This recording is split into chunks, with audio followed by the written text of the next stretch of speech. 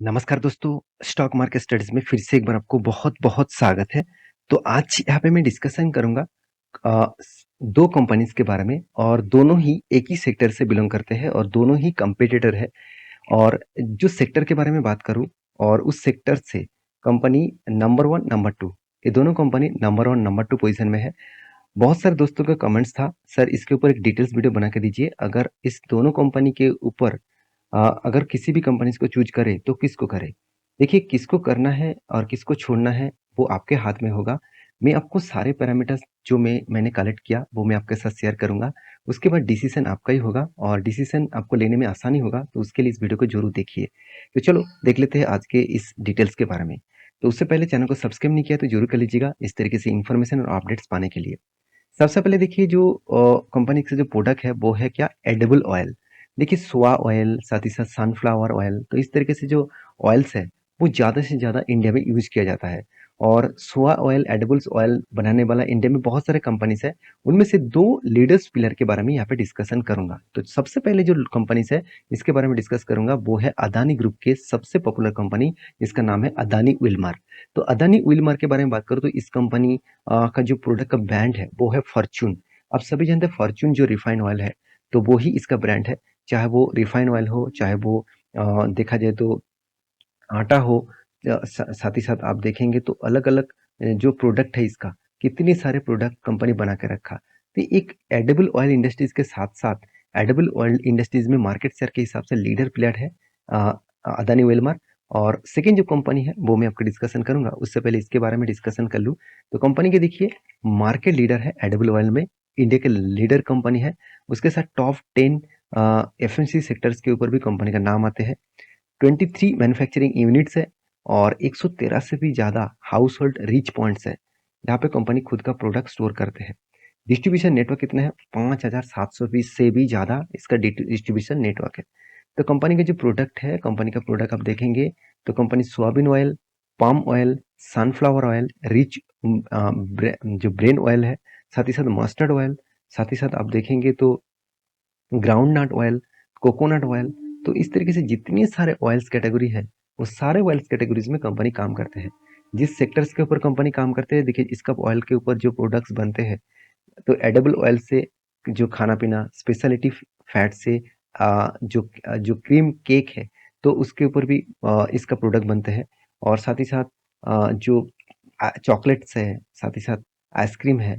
तो यहाँ पे देख सकते हैं कुछ वनस्पति कुछ राइस है उससे भी बहुत सारे प्रोडक्ट्स बनते हैं। तो ये सारे प्रोडक्ट्स कंपनी के हैं। तो इसमें एक पॉइंट मैं आपको बता दूं, कंपनी का एफएमसीजी सेक्टर में कंपनी के बहुत सारे प्रोडक्ट्स है जहाँ पे राइस है, फ्लोर है, साथ ही साथ और भी अलग अलग प्रोडक्ट है। और साथ ही साथ आप देखेंगे तो कंपनी का इंडस्ट्रियल जो प्रोडक्ट है जहाँ पे कंपनी अलग अलग प्रोडक्ट्स को यूज बनाते हैं, जैसे सोप हो गया, उसके साथ एसिड हो गया, साथ ही साथ आप देखेंगे तो पेलामेटिक एसिड हो गया। और यहाँ पे देख सकते हैं ओलिक एसिड हो गया। तो इस तरीके से प्रोडक्ट्स कंपनी बनाते हैं। तो मेरे हिसाब से इस कंपनी के ऊपर फोकस रखना जरूरी है क्योंकि एक लीडिंग कंपनी है। तो कितना स्ट्रांग है वो मैं आपके साथ डिस्कस करूँ तो कंपनी का मार्केट शेयर देखना पड़ेगा। तो कंपनी का मार्केट शेयर 52,000 करोड़ है। कंपनी में और भी ज्यादा मार्केट कैप था।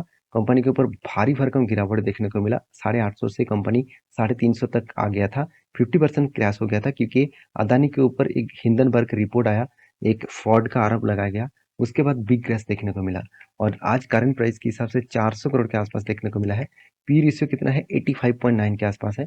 हाई पी रेशियो अभी भी है, उससे भी कई गुना ज्यादा पी रेशियो था। अगर मैं पी रेशियो के चार्ट पैटर्न आपको दिखा दूं, एक टाइम कंपनी का पी रेशियो 122 के आसपास था। आज वो करेक्शन होकर 80 तक आया है। तो इसका मतलब पी रेशियो थोड़ा सा करेक्शन हुआ है। तो आरओसी आरओही दोनों ही पॉजिटिव में देखने को मिला और एवरेज के आसपास है। डेप्थ ना के बराबर है। यही अदानी ग्रुप की एक स्पेशल थीम देखने को मिला कि इस तरीके से कम जिस जो जो कंपनी के ऊपर डेप्थ कम है वही कंपनी फिर से धीरे धीरे करके रिकवरी कर रहा है। तो प्रोमोटर के पास होल्डिंग्स भी अच्छा खासा है। और डेप्थ के बारे में बात करूँ, सॉरी डेटर्स डे के बारे में बात करूँ तो 12 दिन के अंदर अंदर कंपनी के हाथ में पैसा आ रहा है। तो कंपनीज के जो प्रॉफिट एंड लॉस है उसके बारे में बात करूँ तो कंपनी का सेल्स लगातार इंक्रीज हुआ। ऐसे नहीं कि कंपनी सेल्स को इंक्रीज नहीं कर पाया और कंपनी आपको दिखा रहा है कि कंपनी में अच्छा खासा प्रॉफिट हो रहा है। सेल्स अच्छा खासा इनका इंक्रीज हुआ, एक्सपेंस को भी मेंटेन किए और उसके बाद देखिए प्रॉफिट भी लगातार इंक्रीज हुआ। हाँ, लास्ट इस ईयर में प्रॉफिट कम हुआ क्योंकि हिंडनबर्ग का रिपोर्ट पिछले सालों के बाद ही आया था और 2022-23 इस सेशन में कंपनी के ऊपर आरोप लगाया गया, तो इसलिए शेयर का प्राइस भी गिरा, नेट प्रॉफिट का मार्जिन भी गिरा। तो कंपनीज के जो सेल्स ग्रोथ है, प्रॉफिट ग्रोथ है, वो पॉजिटिव में तो है, कंपनी रिटर्न अभी तक नेगेटिव में दिया। तो ओवरऑल बात करो कंपनी के बैलेंस शीट का, तो देखिए लगातार कंपनी का रिजर्व बढ़ता गया, एक्सपेंस भी बढ़ा मगर रिजर्व से बहुत कम है, 3 टाइम्स कम है, और कंपनी का फिक्स एसेट भी बढ़ते गया। और एक चीज ध्यान दीजिएगा, कंपनी के ऊपर जो प्रोमोटर का होल्डिंग है वो 87% के आसपास देखने को मिला है, और एफ के पास कितना है, 1.14 के आसपास, डीएस के पास छोटा मोटा होल्डिंग है, और पब्लिक के पास भी 10% के आसपास होल्डिंग्स देखने को मिला। तो ओवरऑल एक टाइम यहाँ पे जो डेटा है, जो डिटेल्स है, उसके बारे में डिस्कशन करूँ तो कंपनी में एक स्ट्रेंथ यहाँ पे देखने को मिला है।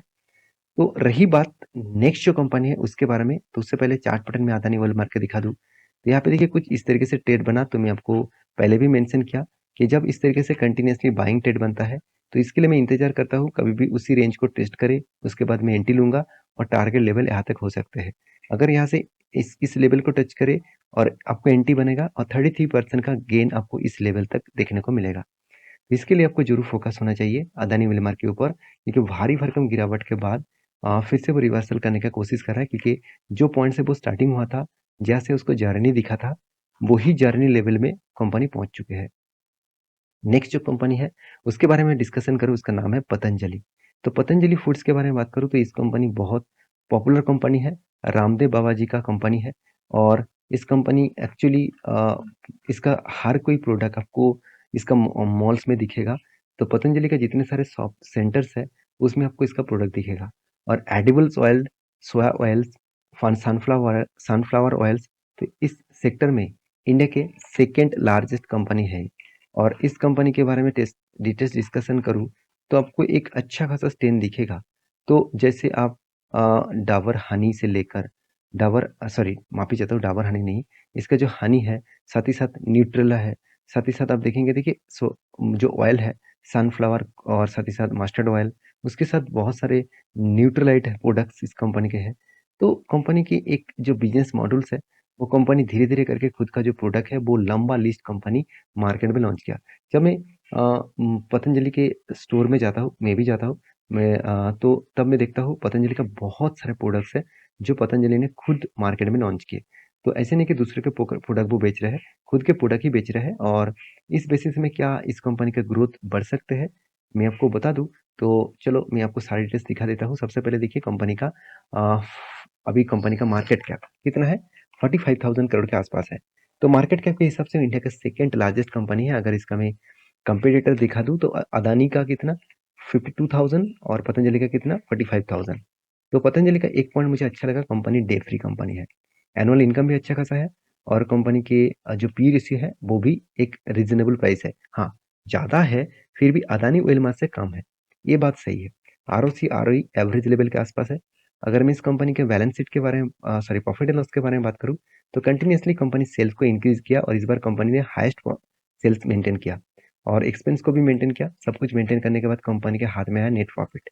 तो नेट प्रॉफिट के बारे में बात करूँ तो कंपनी का नेट प्रॉफिट आपको अच्छा खासा देखने को मिला।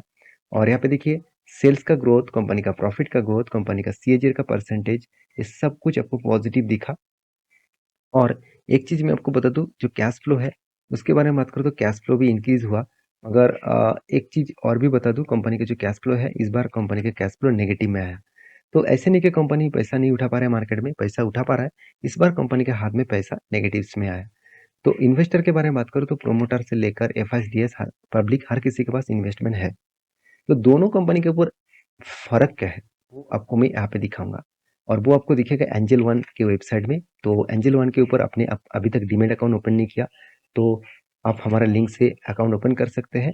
तो नीचे सारे लिंक्स अवेलेबल है, जाकर जरूर चेकआउट करिए। तो एंजल वन एक बहुत शानदार प्लेटफॉर्म है जिसके माध्यम से आप आपका इन्वेस्टमेंट जर्नी, ट्रेडिंग जर्नी शुरू कर सकते हैं। तो इस कंपनी के ऊपर फर्क क्या है आप देखेंगे, CWM जो करंट प्राइस रेशियो, प्राइस को छोड़ ही दीजिए, मार्केट कैपिटलाइजेशन के हिसाब से अदानी ओइलमार से पतंजलि का मार्केट कैप, ऑब्वियसली यहाँ पे मैं थोड़ा सा जूम कर देता हूँ, हाँ अभी ठीक है। तो देखिए यहाँ पे कंपनी का प्राइस टू अर्निंग रेशियो के बारे में बात करूँ तो अदानी ओइलमार का प्राइस टू अर्निंग रेशियो ज्यादा है पतंजलि से। तो कंपनी का रेवेन्यू करोड़ों में दिखा दूँ तो 55,000 रेवेन्यूज़ कंपनी अदानी विल्मर कमाते हैं, जिसमें 31,000 करोड़ पतंजलि कमा रहा है।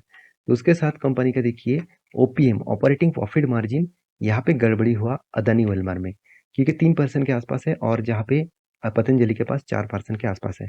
नेट प्रॉफिट के बारे में बात करूँ तो अदानी विल्मर से ज़्यादा प्रॉफिट पतंजलि कमा रहा है। तो अर्निंग पर शेयर के बारे में बात करूँ तो 2023 के रुपीस के हिसाब से ₹4.5 अदानी विल्मर के है, पतंजलि का 24 रुपीस के आसपास है। यहाँ पे एक बेस्ट पॉइंट देखने को मिला। तो कंपनी का 1 साल में रिटर्न अदानी ने नेगेटिव दिया, पतंजलि ने 12% तक रिटर्न दिया। आरओसी जो है वो 15%, 13% सेम टू सेम है, आरओई भी सेम टू सेम है। तो कंपनी का कैश कन्वर्सन जो साइकिल्स है, कितने दिनों के अंदर-अंदर कंपनी के हाथ में पैसा है। मान के चलिए यहाँ पे कंपनी है, यहाँ पे कस्टमर है, उसको माल बेच रहा है, उसके बाद वो पैसा दे रहा है। ये जो साइकिल्स है, ये साइकिल्स कितने दिनों में कंप्लीट हो रहा है। देखिए सबसे ज़्यादा तेज़ी से माल बेच रहा है अदानी सॉरी हाँ, अदानी ग्रुप और पतंजलि बहुत टाइम लगा रहा है यहाँ पे। क्योंकि अदानी मार्केट में ओपन मार्केट में भी माल बेचता है। पतंजलि का प्रोडक्ट आपको ओपन मार्केट में नहीं दिखेगा। अगर दुकान में जाकर अगर पतंजलि का कोई सामान अगर मांगेंगे तो आपको नहीं मिलेगा, मगर अदानी ग्रुप के प्रोडक्ट आपको हर स्टोर में देखने को मिल जाएगा। तो इसीलिए इसका साइकिल्स बहुत तेजी से ग्रोथ हो रहा है।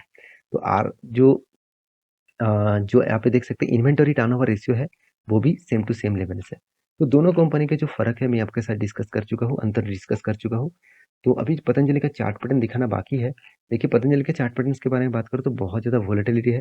एक टाइम मतलब कोविड के बाद कंपनी का देखिए धमाका हो गया था। उसके बाद देखिए वोलेटिलिटी बहुत ज़्यादा है, फिर भी एक रेंज के ऊपर कंपनी फँस चुके हैं। तो इस रेंज के बाहर अगर निकले तो बड़ा रैली दिखने को मिलेगा। तो मेरे हिसाब से दोनों कंपनी ही ठीक-ठाक है। अगर आप कहेंगे सर अगर आपको चूज़ करना है कि कौन-सा कंपनी के ऊपर निवेश किया जाए, कि मैं ऑब्वियसली अभी सस्ते दामों में अदानी विल्मर मिल रहा है और इस कंपनी में बिज़नेस मॉडल्स के हिसाब से बहुत स्ट्रॉन्ग है, तो मैं ज़रूर अदानी विल्मर के ऊपर ज़रूर फ़ोकस रखूँगा।